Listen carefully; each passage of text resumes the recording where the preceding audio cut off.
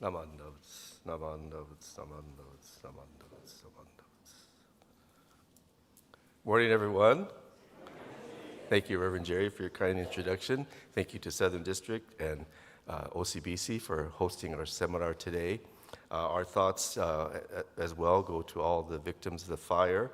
The Gomonchu of our Honganji is also very concerned, and we received notice recently that Honganji is going to send these little small home altar kits for people who have lost their homes, and I'll be delivering that to the families on behalf of the Gomonchu. So I'd like to go right into my message for today.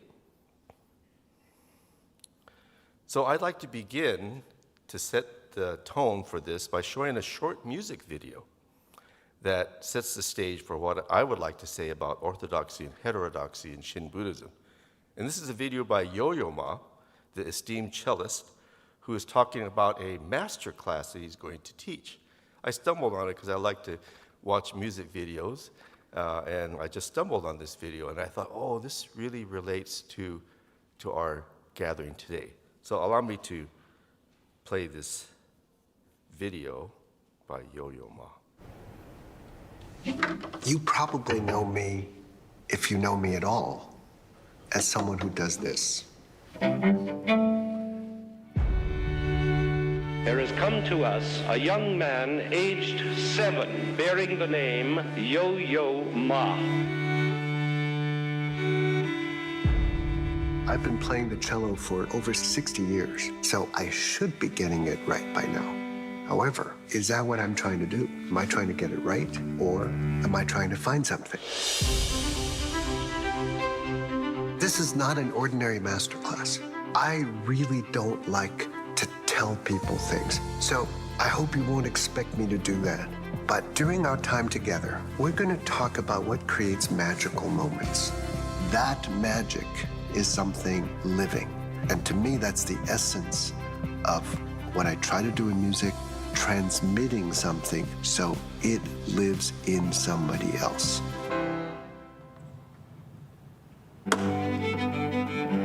At one point, I had the audacity to think I could play a perfect concert. I was in the middle of a concert, and I realized everything's going perfectly well, and I was bored out of my mind. That was the moment that I made a fateful decision that I was actually going to devote my life to human expression versus human perfection.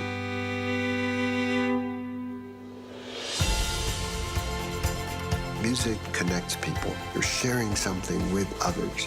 You're almost like the scientist for the inner soul. The whole act of life is a balance of unbelievably intricate forces, of which music is a subset. I'm Yo-Yo Ma, and this is Masterclass.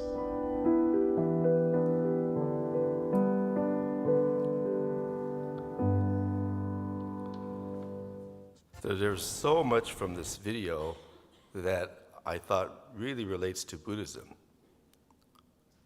Magical moments. What creates these magical moments that he talks about?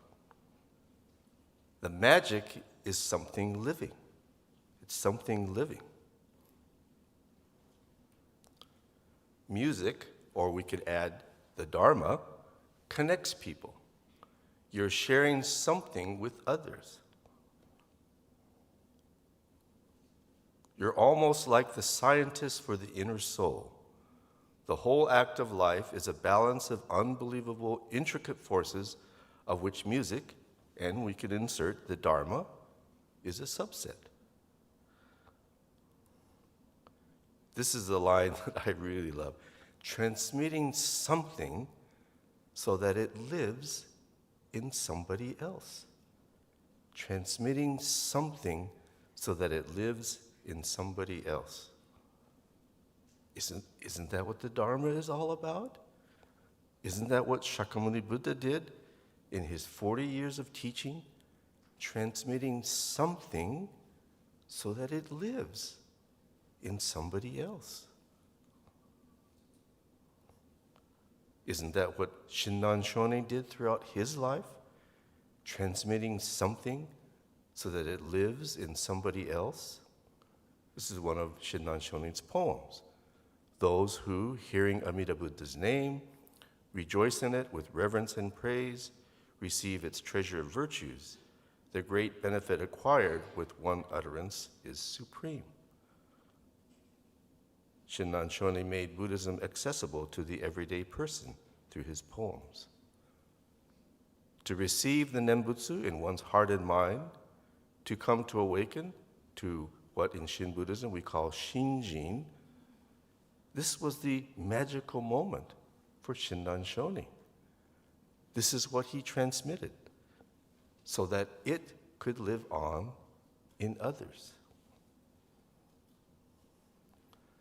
So the other part of this wonderful video by Yo-Yo Ma is where he says, more than perfection, he emphasizes expression. So I would wager to guess that he could play the same piece 100 times, but each time he plays it, he might express it differently, musically, each time, depending on his feeling and emotion at that time. So in focusing on expression instead of perfection, he transmits something that lives on in somebody else. He creates a magical moment for someone. So to me, our orthodoxy in Shin Buddhism, in Nishi Honganji, does the opposite. Does the opposite. The emphasis is on perfection, not expression. So let me share what I mean by this. So our orthodox Honganji looks at this rose, like the Jodo Shinshu teachings, and they say, this is a perfect rose. This is a perfect rose. The Jodo Shinshu teachings are pure, perfect. So our responsibility is to preserve, protect this perfect teaching,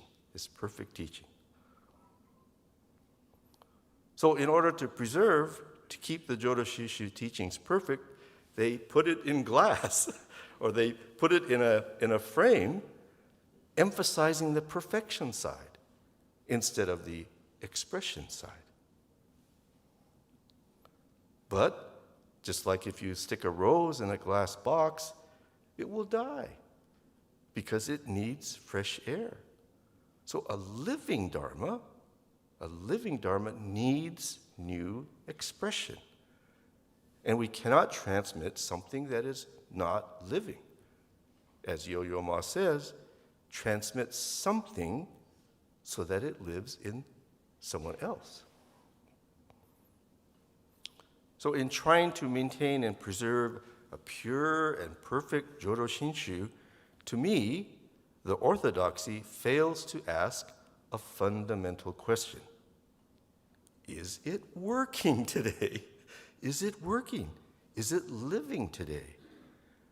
Are the Shin Buddhist teachings that we are trying to transmit, that we regard as perfect and pure, is it working? Is it resonating with modern people, with contemporary society? Is it creating a magical moment for anyone? So I think the decline of the Honganji, to me, is an indication that it isn't working in Japan, that it isn't resonating with people. If it did, the Honganji would be growing. This is a figure that I didn't come up with. It's something that a Honganji official told us, all of us ministers, some years ago. We have 10,000 temples in Japan, Honganji temples. But Honganji expects to lose 1/3 of those temples in the next 10 years.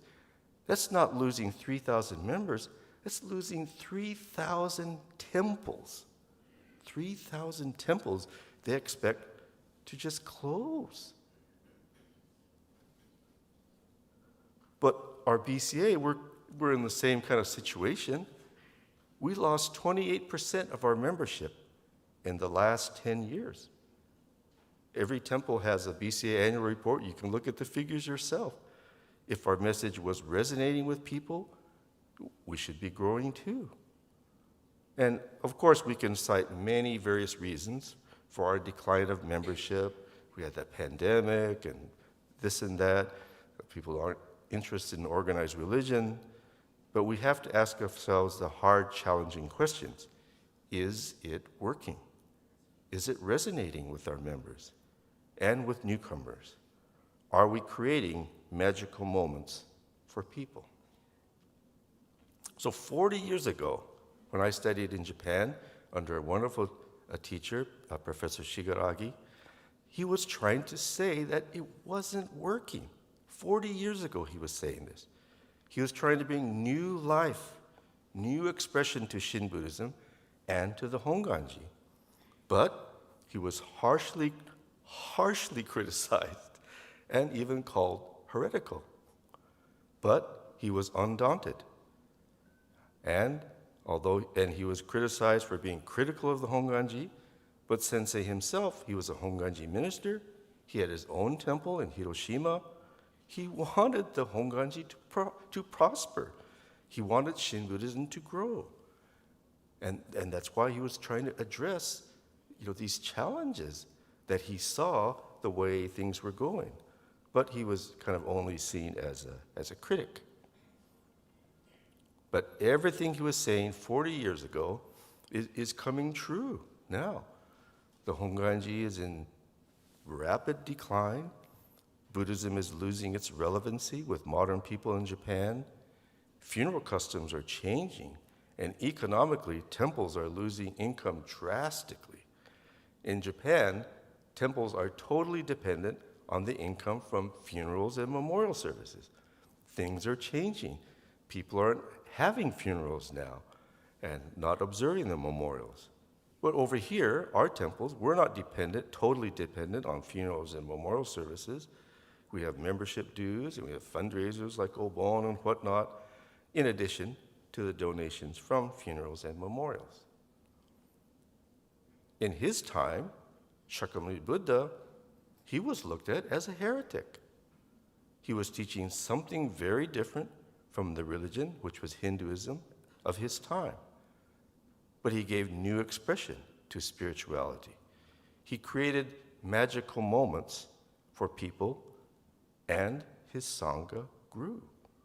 And it's continued for 2,500 years because he transmitted something that lived on in somebody else. During Shinran Shonin's time, the orthodox Buddhism was Tendai Buddhism. The Shinran Shonin left Tendai Buddhism and joined Honen Shonin, who was looked at as unorthodox, heretical, from the orthodox Tendai Buddhism. Both Honen Shonin and Shinran Shonin gave Buddhism new expression, new interpretation. In their day, they were the heretics, the heterodoxy. But they were just trying to relate Buddhism to the people of their time. They were trying to relate what they felt was the real essence of Buddhism.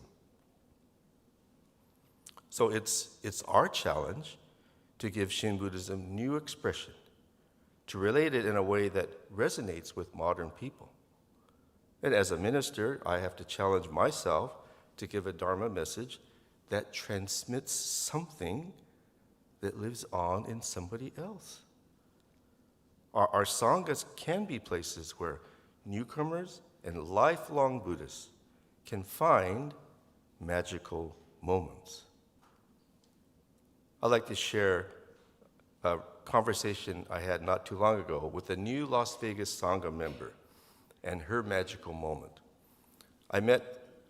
So as the bishop, I'm in charge of the Las Vegas Sangha. So it's really hard to be the bishop. I have to go to Las Vegas every 3 or 4 months. Everybody knows how much I love Las Vegas.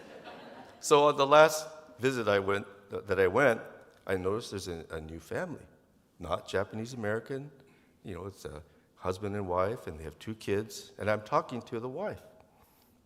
And she was, I asked, how'd you get started here and everything?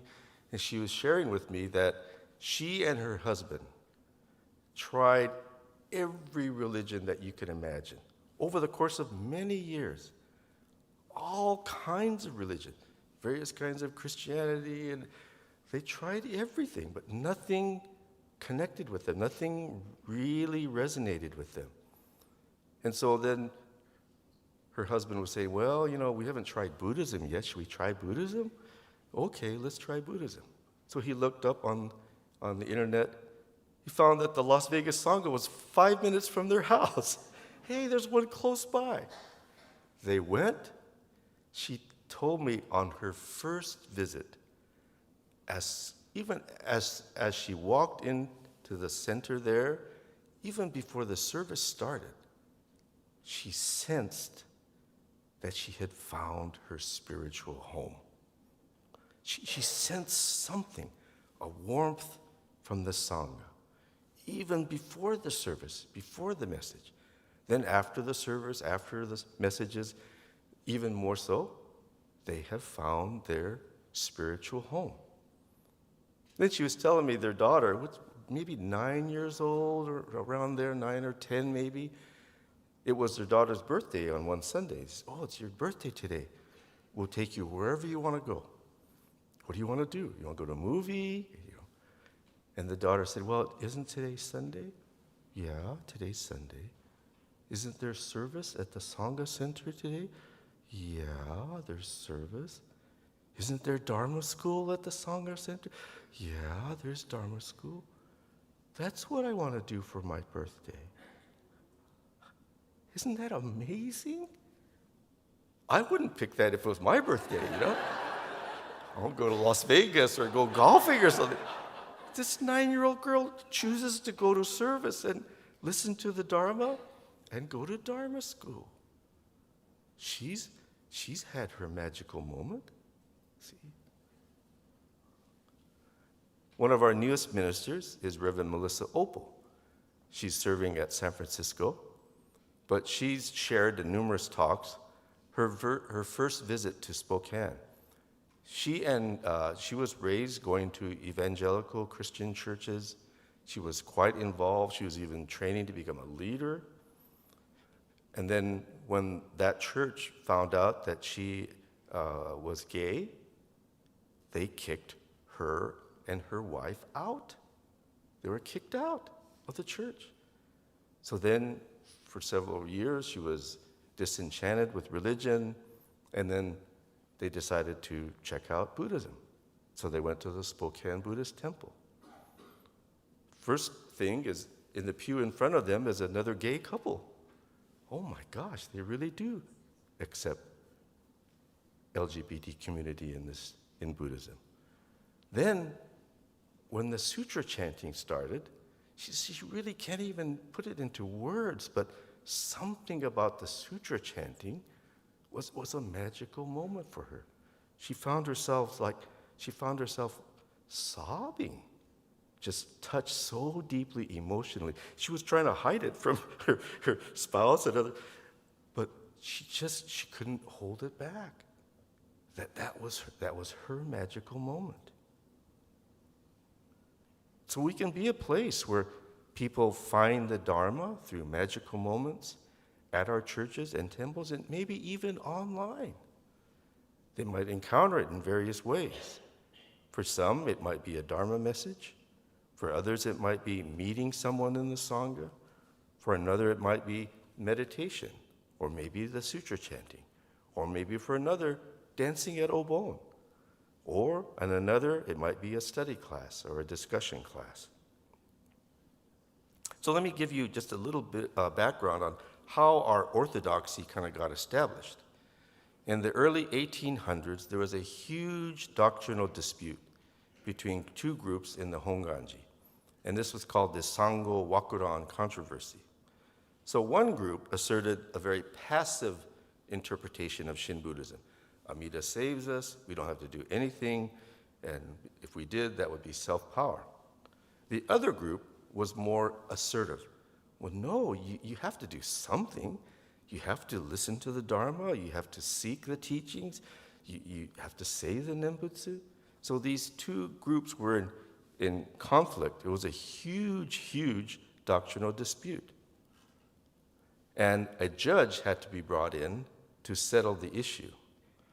Ultimately, the passive side won out, and that became the orthodox of our tradition today. And we even have a system of scholar priests called kangaku that they address any doctrinal issues or controversies in the Honganji and define what is correct or orthodox.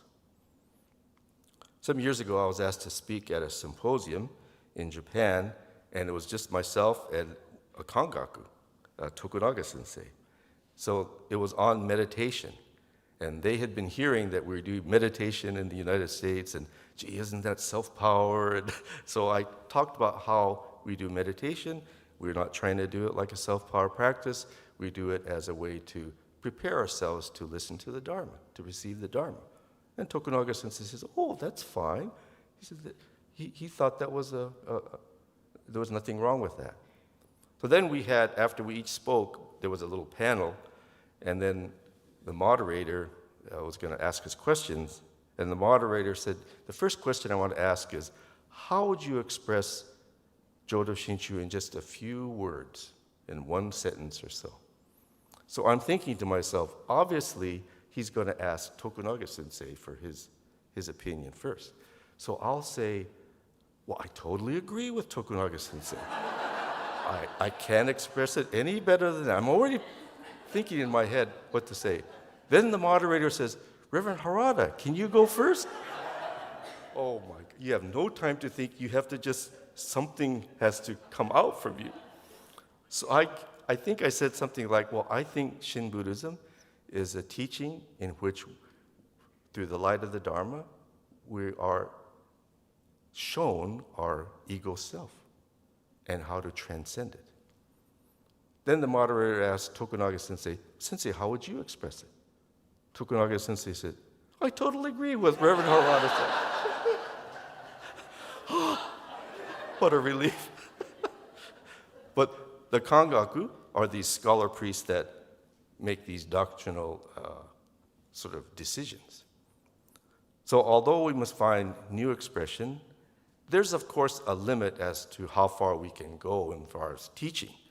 For example, we don't teach that the Nembutsu will help you win in Las Vegas. People put their little frogs on their slot machines. You know, you don't put a Namwami Dabutsu scroll there. Don't pull the slot machine, Namman Dabutsu. The time you should say the Nembutsu is after you lost, and you go, oh, stupid me.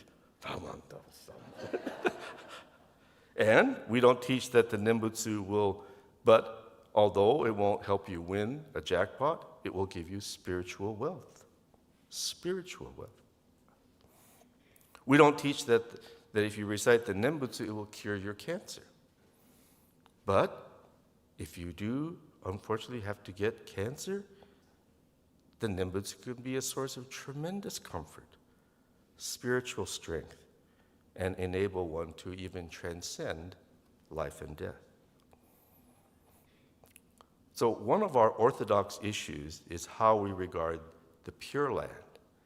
So the orthodox standpoint is that we cannot know the Pure Land in this life. We only know the Pure Land when we die. To me, this might resonate with some people in the West, but in the West, I don't think this necessarily resonates, especially people who have left the Judeo-Christian tradition. So look at how Saichi expresses it. He says, I'm fortunate, indeed, not dead I go, just as I live, I go to the Pure Land. Namu Amida Butsu. I am poor and immensely happy at that. Amida's Pure Land I enjoy while here, Namu Amida Butsu. If the Shaba world is different from the Pure Land, I should have never heard the Dharma. See? Myself and this Shaba world and the Pure Land and Amida, all is one, Namu Amida Butsu. Saichi talks about hell. I am not to go to Jigoku. Jigoku is right here. We are living in Jigoku. Jigoku is no other place than this. So Saichi experiences hell in the here and now, and has a sense of the Pure Land in the here and now. I once had a wonderful conversation with a longtime OCBC member, Junji Sadashina, who is a Hiroshima atomic bomb survivor. And he was telling me, you know, Sensei, I don't believe, he told me, I don't believe in hell in the afterlife. And the reason I don't believe in it is because I saw it with my own eyes that day in Hiroshima. He said, I mean, we can't even imagine the horrors that he saw, the suffering, the devastation. So Junji says, well, you know, ministers say we can't know the Pure Land in this life, but if I can see hell with my own eyes, why can't I see the Pure Land? So he said that when he's having dinner with his wife, his son, and his granddaughters, that's the Pure Land to him. That's the Pure Land to him. And he's been in hell in more than just the atomic bomb. He lost his teenage son when he was in high school from a tragic car accident. A few years ago, he lost his wife. So I can't tell Junji, no, you cannot know the Pure Land in this life. See, he senses it. But we don't go around saying we're Buddhas or we're enlightened. You know, that's the uniqueness of Shinran Shonin.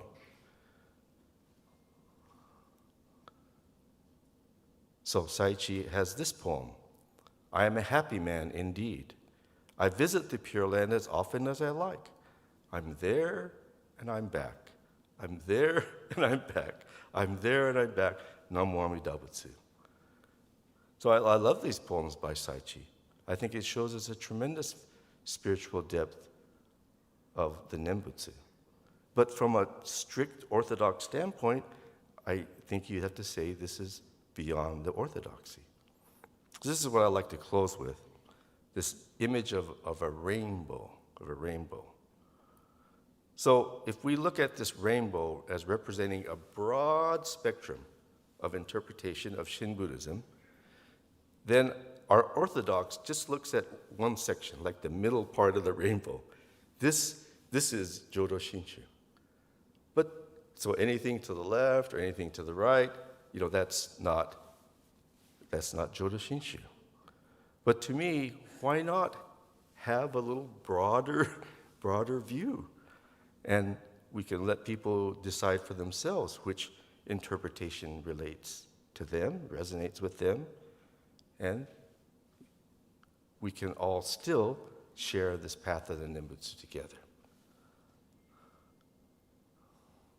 Some might relate to a passive approach, some might relate to a more active approach to their life. And that is our challenge for the future. Do we just maintain the orthodox despite our present state of decline, or do we challenge ourselves to give Shin Buddhism in the West new expression, new interpretation, so that we can create magical moments for newcomers and existing members, so that the Nembutsu resonates and comes alive for everyone. Naman Nembutsu, Naman Nembutsu, Naman Nembutsu, Naman Nembutsu. I'd like to stop here and allow Kuhara Sensei to set up for his presentation.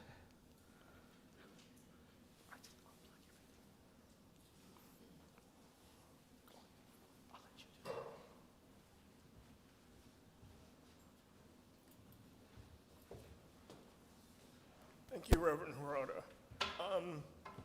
While Reverend Kuwahara is setting up, I'd just like to let you know a little bit about him if you don't already.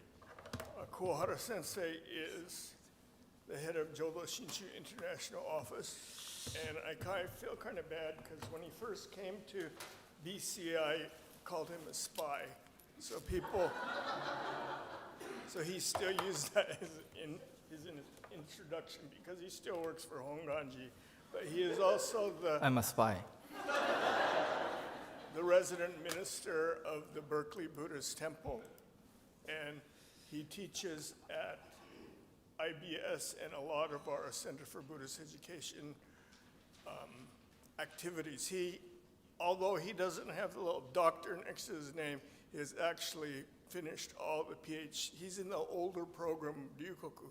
So according to the way we do it in the West, he would be PhD. But in Japan, he doesn't get the PhD until he retires. So he's very educated as far as our Honganji traditions and doctrine go. So we've used him quite a bit, and his presentations are always very enjoyable. So I think you'll have a very good time listening to Reverend Kuwahara. So Kuwahara-sensei, onegaishimasu. Hi, Jerry Sensei, thank you very much for your too nice introduction of myself. And then I think, I'm experiencing a Saha world right now, which means I have a technical issue.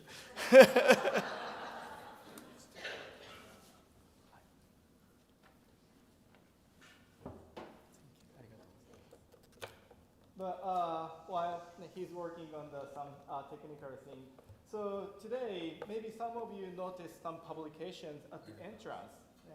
I am working for the organization Jodo Shinshu International Office, in short JSIO, which is like a Honganji's satellite office to spread Amida Buddha's wisdom and compassion, Shinran Shonin's teaching to more people in the world.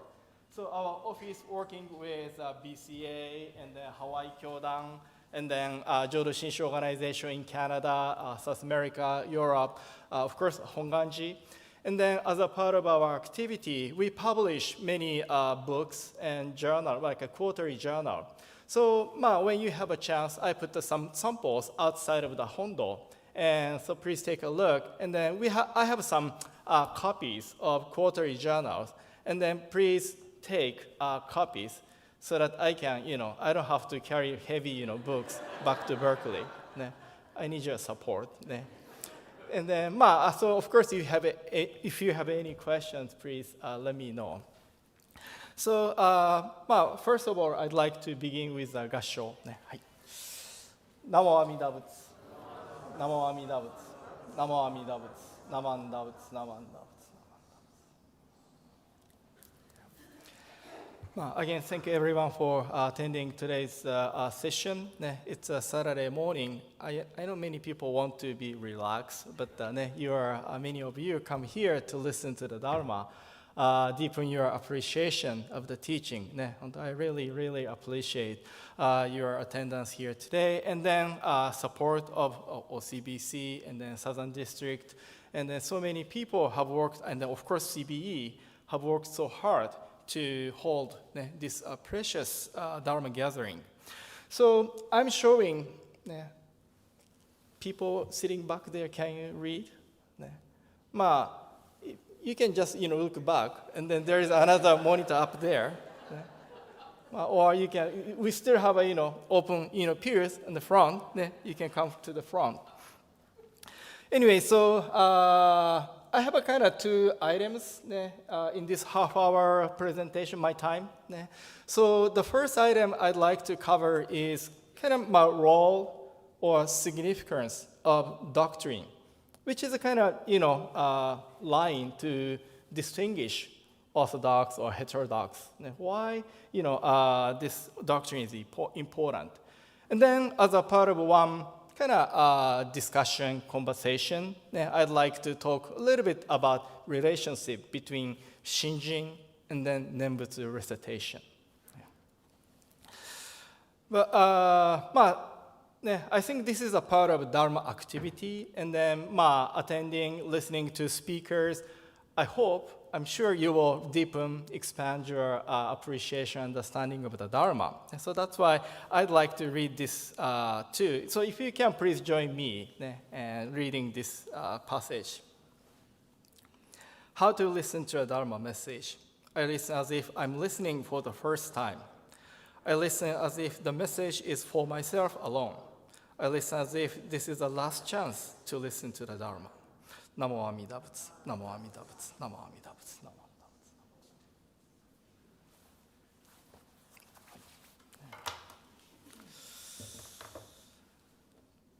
So, when CBE decided to have this seminar with a title, like a heterodoxy or heresy, and then last summer, August, we had a similar, we have a Summer Pacific seminar. And then last summer, we covered like a Jodo Shinshu orthodoxy. And then talking to some members, some people showed a kind of negative reaction to the title topic, like orthodoxy and heterodoxy, heresy kind of thing. And then I was wondering why people don't like, especially heresy and heterodoxy. So that's why I think it's important to talk about why heterodoxy, orthodoxy, and then doctrine is important. So maybe first half of my presentation, let me introduce some of my understanding idea of the importance, significance of Jodo Shinshu doctrine. So now you are looking at the two pictures of my boys, my sons. I have 3 boys. My wife is only girl at my home. Me and the 3 boys. She needs to take care of 4 boys. And then this is second son, 8. Now this is his real name. Yeah, E-I-G-H-T. And his passport, birth certificate. Yeah, this name is on those documents. And then now he's 16 years old. And then Hiroto is the youngest son. He's now 12 years old. You can see what they're doing. Yeah. So this is a Jodo Shinshu Center parking lot. So now, 8 is age 16. So he's interested in driving a car. So legally speaking, California, United States, he can get a permit and get a driver's license, right? But Hiroto he's 12 years old. So under the current United States legal system, Eito can drive a car, can get the driver's license, but the Hiroto no good, right? And then I'm from Japan. And how about the Japan?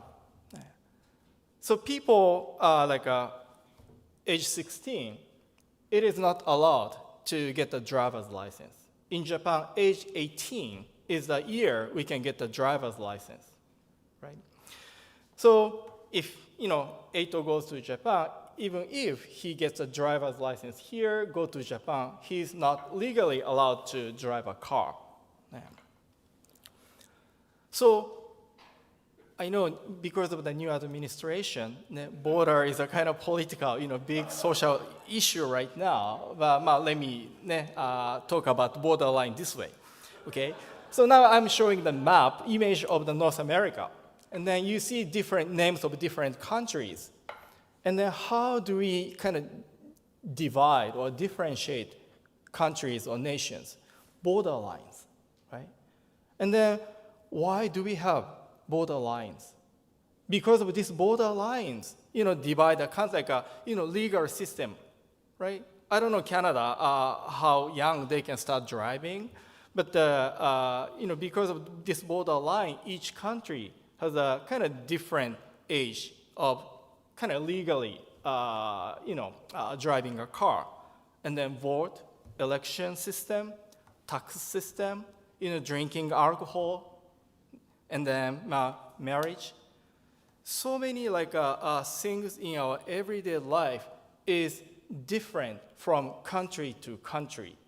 With this, border line is a one kind of clear line to differentiate all those, social kind of legal systems, right? So then let me, change a little bit, to look at the so-called religion. So speaking of religion, there are many different religious teachings: Christianity, Judaism, Hinduism, Islam, Shintoism, Buddhism, right? And then even then now we looking at when we look at the Buddhism, right? Theravada Buddhist tradition, Tibetan Buddhist tradition, then Mahayana Buddhist tradition, right? So there are many different Buddhist schools within the Buddhism. And then now, when we look at the Mahayana Buddhism, so Buddhism is the path, teaching for each of you to become a Buddha, to become an enlightened one, right? And then to do so, can we attain Buddhahood? Can we become a Buddha in this world? Or can we attain Buddhahood? We become a Buddha in Buddha's land, especially our tradition, Amida Buddha's Pure Land, right? So within Mahayana Buddhism, where we attain a Buddhahood, there are kind of two different schools, traditions.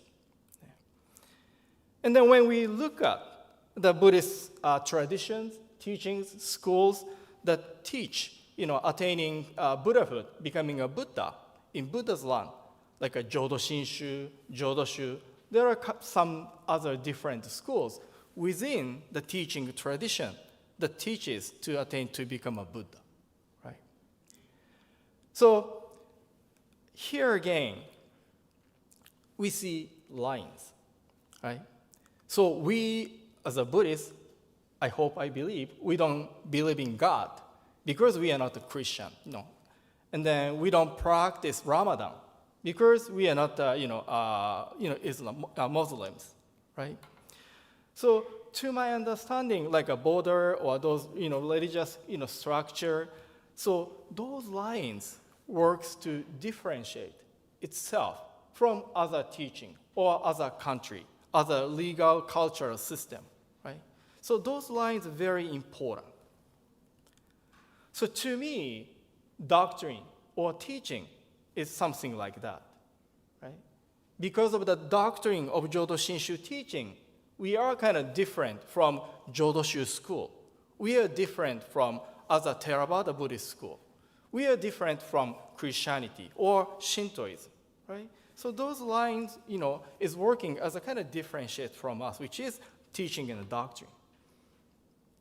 And then, as we look at the country border lines, inside the line, some things, right, valid or legitimate, right, like a driving, legal.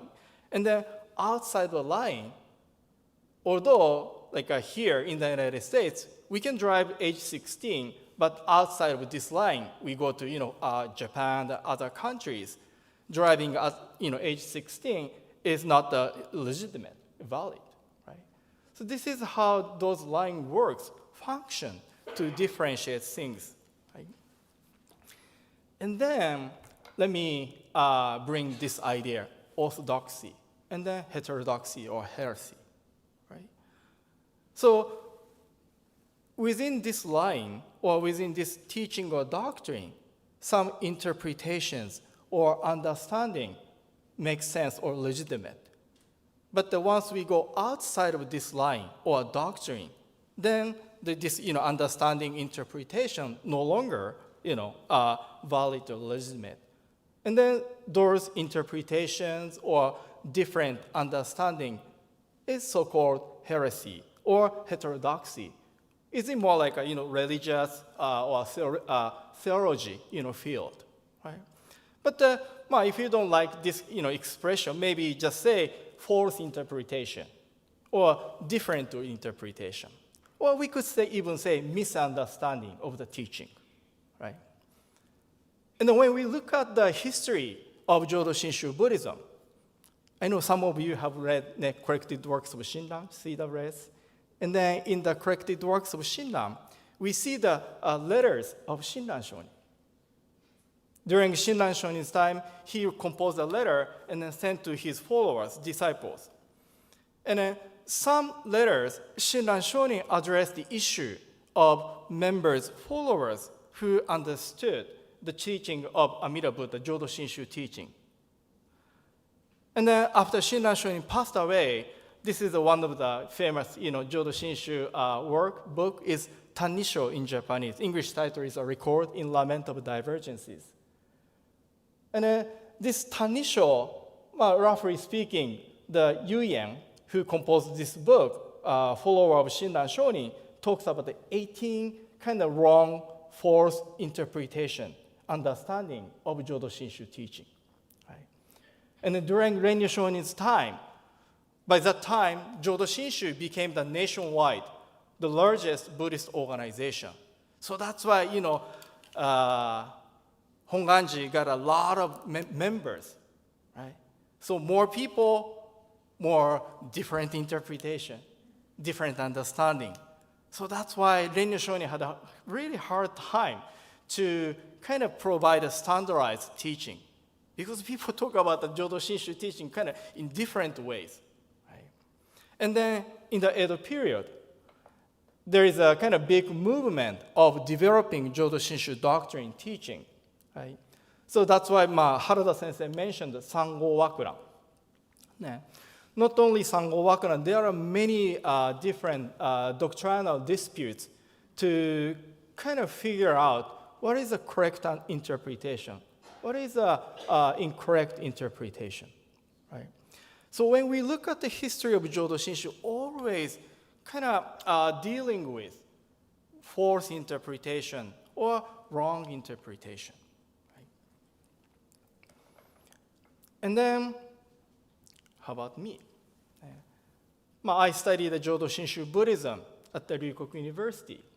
And then I came to IBS to study Buddhism, especially in comparison with Christianity. But I have a lot of doctrinal information or teachings in my here. But always it's very important to look at myself. Is my understanding, interpretation of Amida Buddha correct? Is my understanding of Nembutsu recitation correct? Because this teaching, Jodo Shinshu Buddhism, there are many different, a lot of items. Shinjin, recitation Nembutsu, and then Amida Buddha, Pyoran, right? So always it's nice to reflect on my understanding, interpretation. Because look at the history. There are so many smart, brilliant, Jodo Shinshu scholars, followers. But sometimes people, go a wrong kind of direction of understanding, interpretation of teaching. So it's very important to constantly look into myself using the doctrine or teaching to check myself. So when we look at ourselves, again, teaching doctrine is very, very important. Right? It's a kind of standard to look at myself.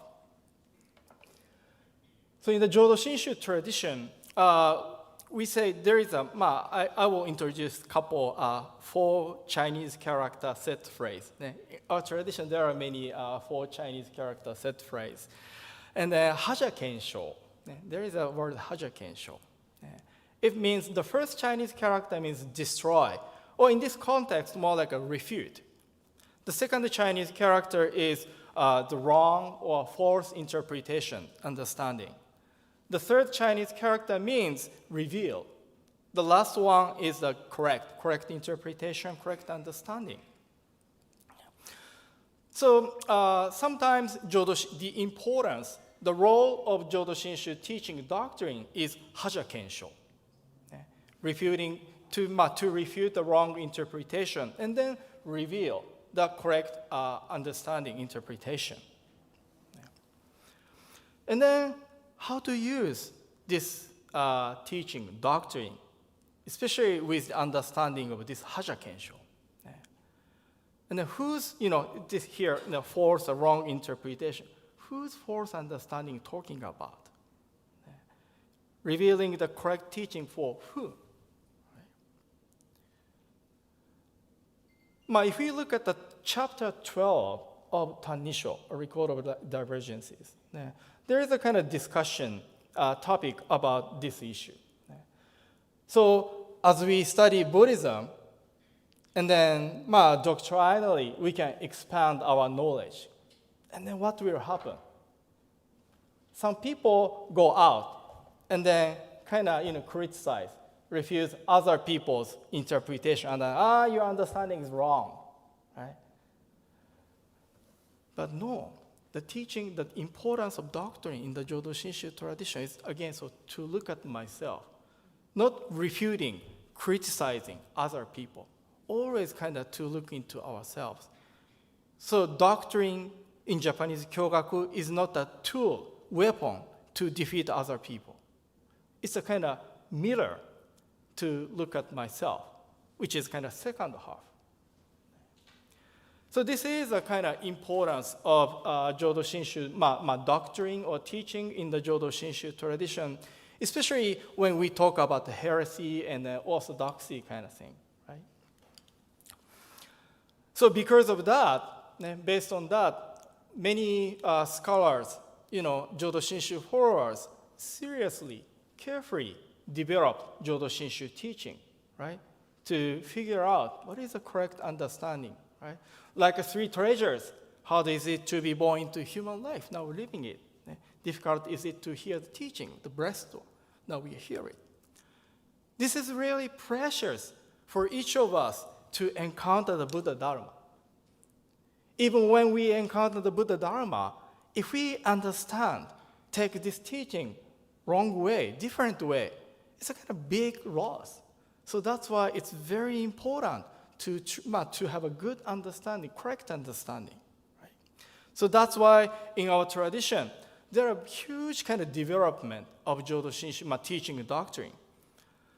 So that's why, like a Shinjin, disquisitions, Shinjin, or maybe practice, and then practice Shinjin, so many different categories of those discussions. Yeah. So today, Miyaji Sensei, I miss. I think I can watch the other two, Mutsumi Sensei and Takashi Sensei's talk. But today, I think Miyaji Sensei is talking about should we, clearly recognize the moment of attaining Shinjin? This is one big kind of discussion, doctrinal discussion in Jodo Shinshu. Where, again, so Buddhism is the path for each of us to become a Buddha. And then when and where, right? Especially where, when. So in this world, we become a Buddha within this lifetime, in this Saha world. Or we become a Buddha after completing this life, attaining birth in the Pure Land. And that's when, or that's where we become Buddha, right? This is another kind of discussion under the Tokuyakuron in Japanese, like a benefit. And then my kind of topic is, because of Shinjin, do we recite the Nembutsu? Or do we attain Shinjin as we recite the Nembutsu? Kind of relationship between Shinjin and the Nembutsu discussion. Yeah. So now I'm kind of, shifting to the second point of my talk today. I know it's already 10:30, so I need to hurry up. This is kind of my bad habit. I always bring more than the time I have. Anyway, we have a lunchtime, so.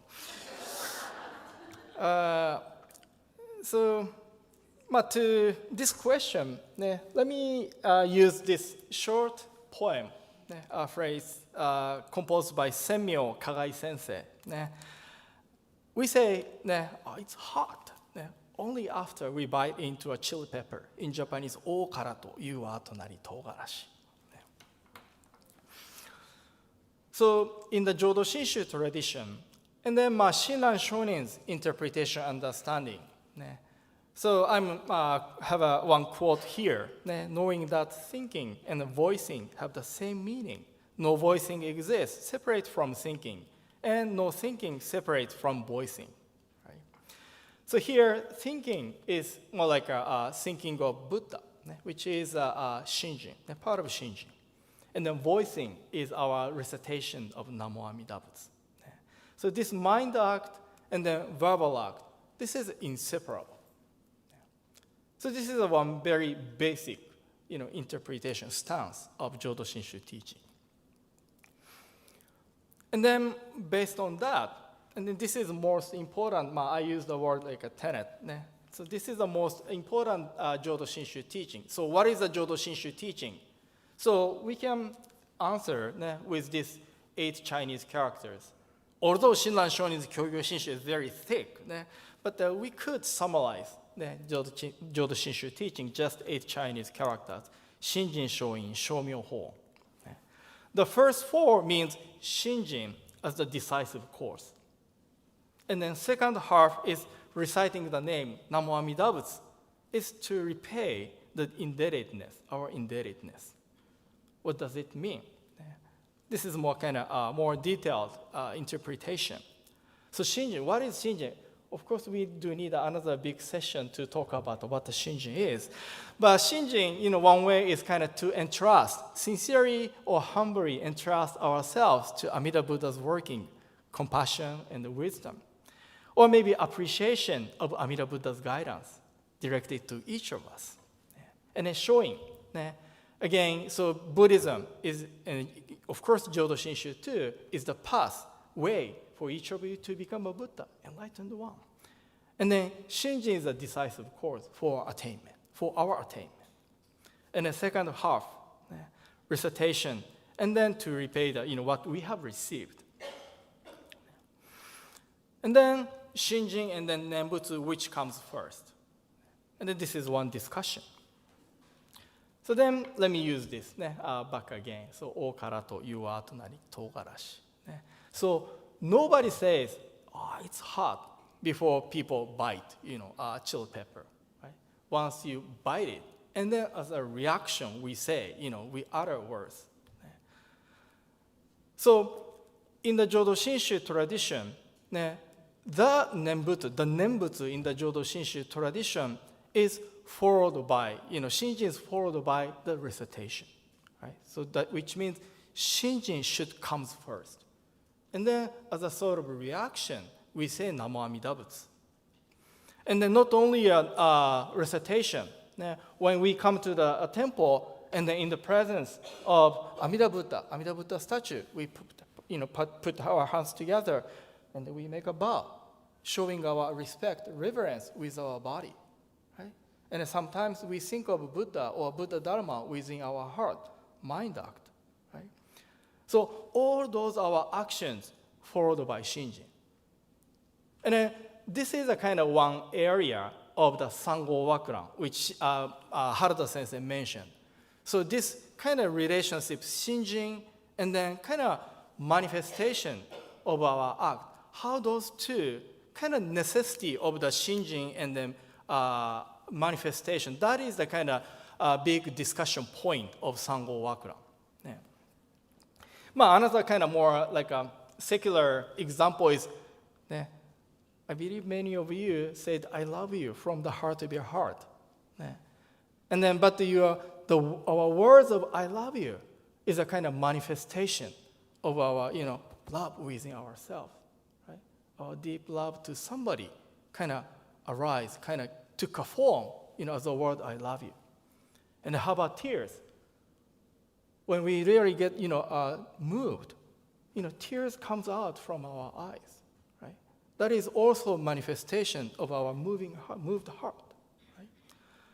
So Nembutsu, Namandabutsu in the Jodo Shinshu tradition is a sort of natural or spontaneous, manifestation of something within ourselves, which we call Shinjin.